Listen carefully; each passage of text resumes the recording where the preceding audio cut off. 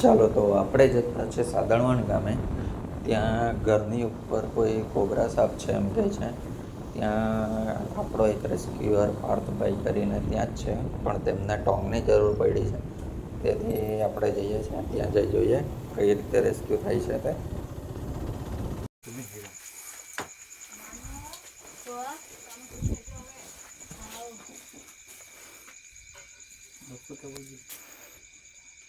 છે ને અંધારામાં તો લાઈટ જેવી પડે ને ખબર પડી એમ ઉપર હતા અહીંયા.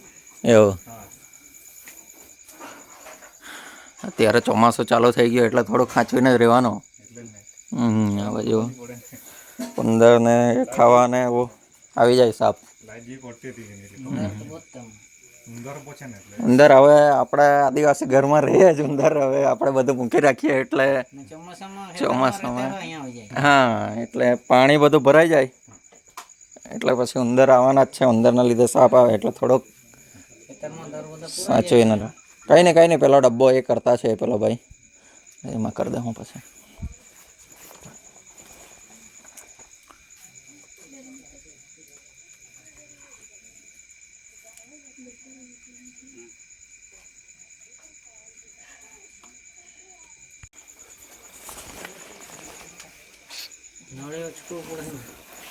ફિટ થઈ ગયેલો છે કે સાદેલું છે તે પેલી બાજુ હર પડે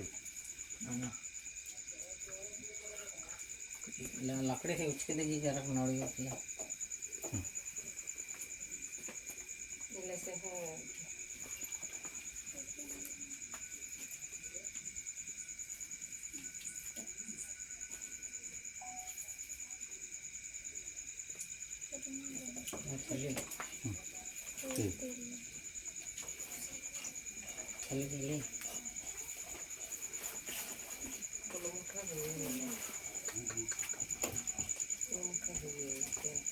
આવને આવ્યું લો લકડી દે હા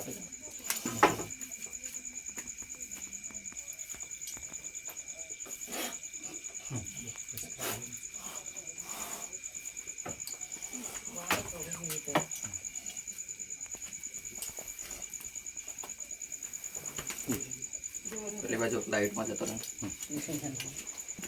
પેલી બાજુ લાઈટમાં જતો રહે પછી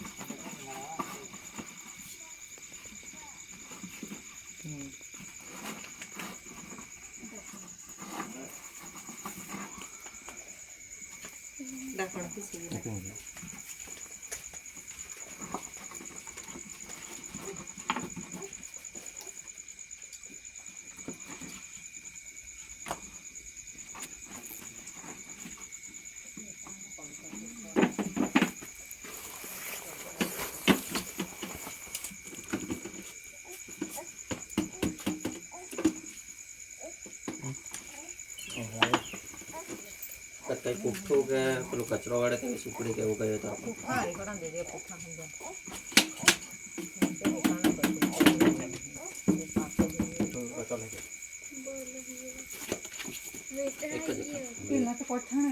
કઠણ નથી કઈ પતરું જેવું કઈ નીકળી જાય.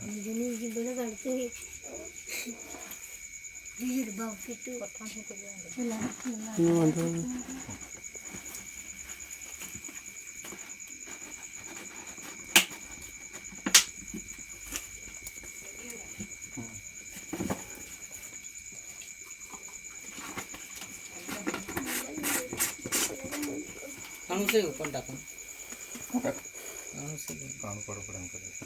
કાણા છે કાણા ચકલી ઈંડો કેવું કઈ છે ચક્રણ